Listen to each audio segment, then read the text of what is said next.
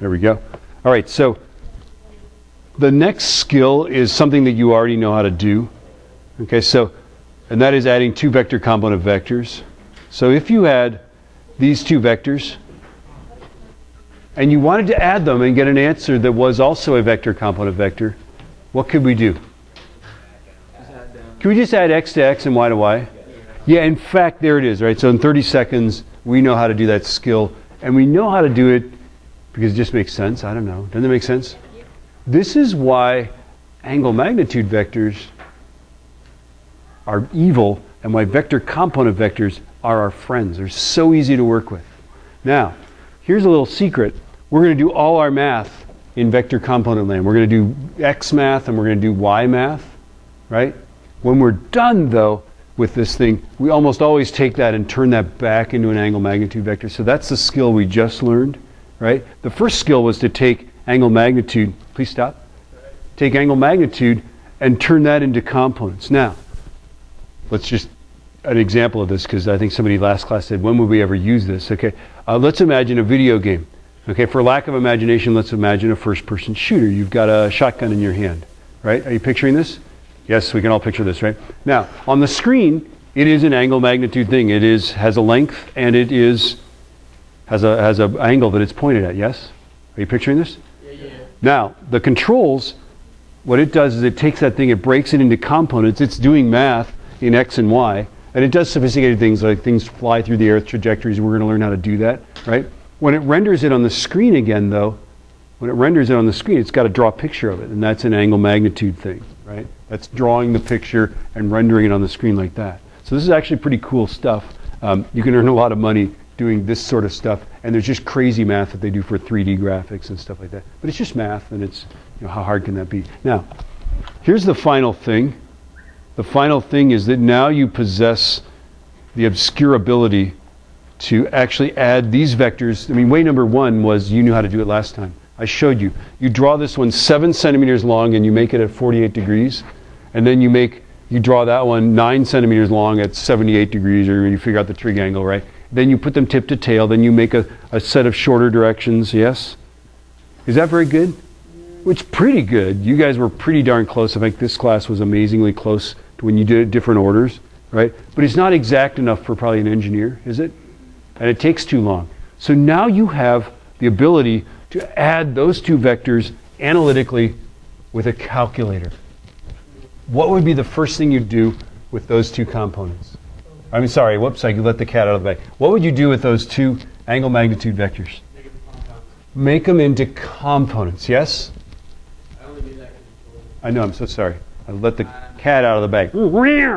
Okay, so the first thing to do is go angle magnitude to vector component, and you got to do that twice because there's 2 of them. And if there were 3 of them, you would do it 3 times, you know, okay? So that's step 1 is go take the angle magnitudes, find the vector component. Step 2 is go vector component plus vector component. Right? Now, if at this point they're asking you to subtract the vectors, you would subtract them, okay? And that's all we'll do, right? And then the final step is that we're going to go vector component back to angle magnitude, draw a picture of it, and all this stuff, okay? Now, this is so easy to mess up that I recommend you do the following. Make yourself a nice big table like this, A and B and all the way across the board like this, right? Okay? Make a nice big table, because otherwise you're going to get lost and you're going to do crazy stuff. I'm not very good at this because I'm a spaz. So magnitude, right? Trig angle, x component, and y component, right? Make a table. If you've got a spreadsheet on your calculator, make a spreadsheet. Okay? I don't know if you can do that with the TI-83s, but there it is, right? So A, the magnitude of A is 7.00. B is 9.00, is that right? Okay, now here's my favorite trick, is that I will accidentally switch up the angles. So A is 48 degrees, that is the trig angle, correct? Okay, and then B, what is the trig angle? What is it? 168, is that the trig angle? Yeah, so it's 90 plus what is it, 78? That's 168, isn't it? Yeah, yeah. 78, game over, right? You know, everything's gonna be screwed up from there, right? And then go ahead and find your x component, right? This, then go like this.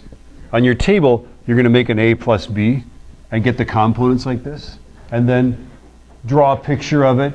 Find the angle and the magnitude. Okay. So break it into components. Fill in this table. Add the x to x and the y to y, and then take that picture. Draw a picture of it and find the angle and the magnitude. And it takes 8 minutes to do that. That's your ticket to leave here. Are you serious? Can we do that on my... No, I need you to do it right now.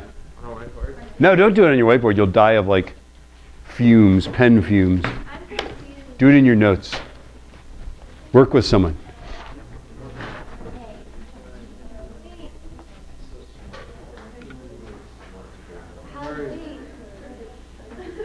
What would negative charge do? Yeah.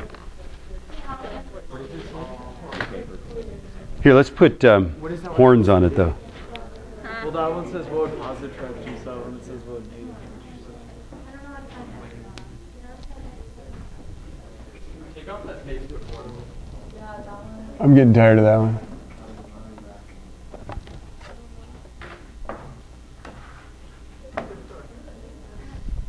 I put a horn on it. Is that okay? It's like Satan. Oh, you've got them all. -4.11. Yeah. Now, here's a clue I'll give you. When you're doing these components, keep a lot of sig figs. Okay? Hold on to a lot of sig figs. So here we've got like 3, write down 4. Right? Probably write down 4 total digits. And that way you won't be off too much when you're say it again. No, stop. Yeah, right. These are the components, right? So put the x component here, the y component there, x component here, y component there.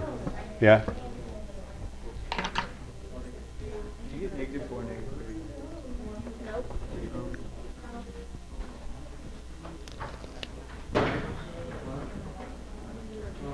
This will be your ticket to exit this class. Can I leave? If I don't see that in your notes, so you can't leave before that. I know, but am I good? But if I don't see this in your notes, you're going to stay here until you're done. Can I show it to you on my calculator? Huh? Can I show No, write it in your notes. You need it in your notes. Okay.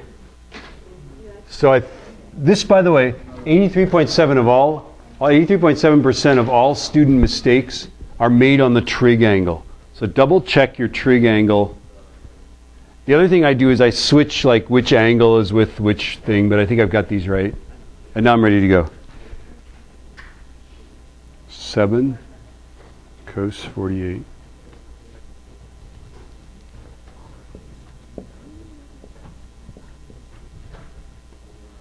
Seven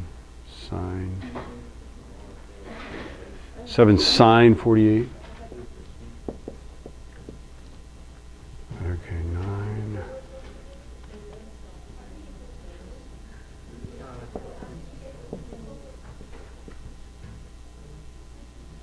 Sine.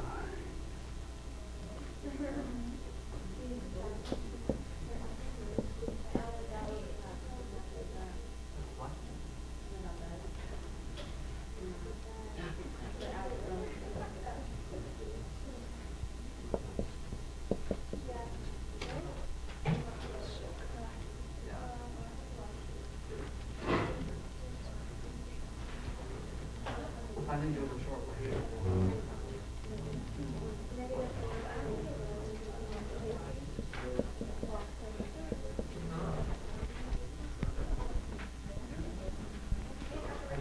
Yeah, I really didn't get that answer.